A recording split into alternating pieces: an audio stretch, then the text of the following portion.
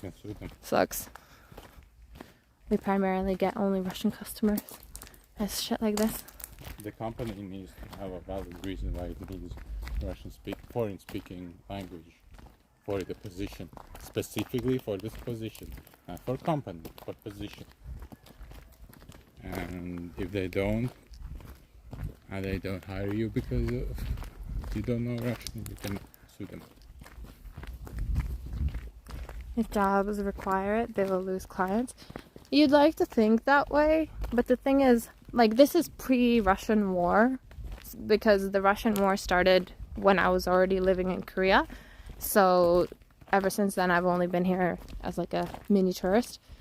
But before the Russian war, those places that have these clients, they're Russian clients.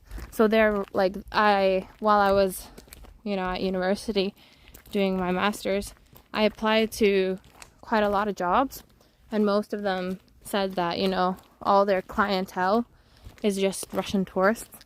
So like 80% of the people are Russian tourists, and then 20% are Latvian or foreign tourists. So that's why they kind of need someone who speaks Russian.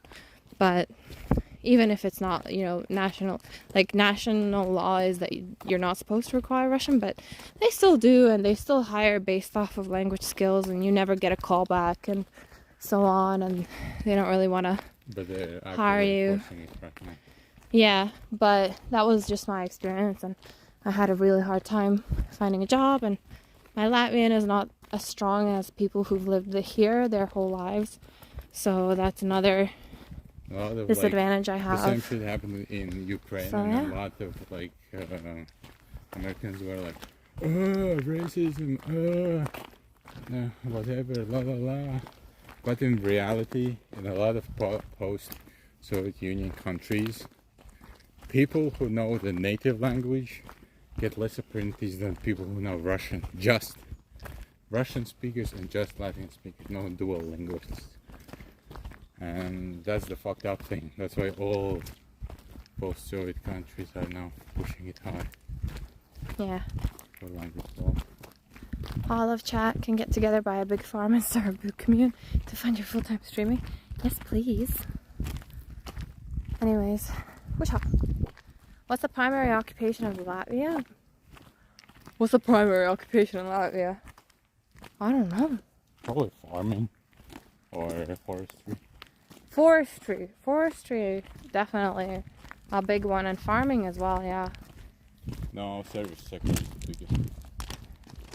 I don't know about that. Yeah, service sector is the biggest. I don't know about that.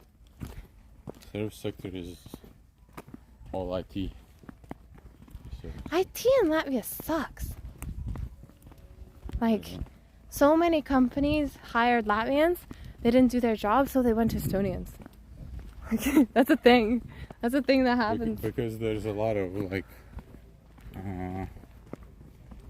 a lot of companies who hire shitty people. Latvian is hard. Latvian is a very hard language. So if you've missed the fundamentals, it's really hard. And for me, I speak fluently. It's just that I'm not as good at the grammar or the vocabulary as other people are, and that really kind of bites me in the butt. And I've really tried looking for classes that specifies in high level Latvian, and I couldn't find anything.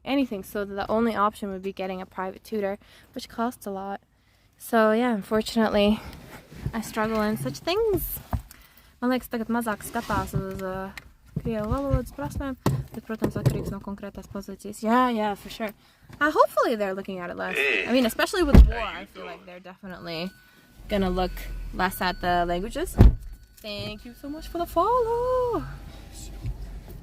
So bro's a lumberjack then? My bro's a lumberjack? I don't know.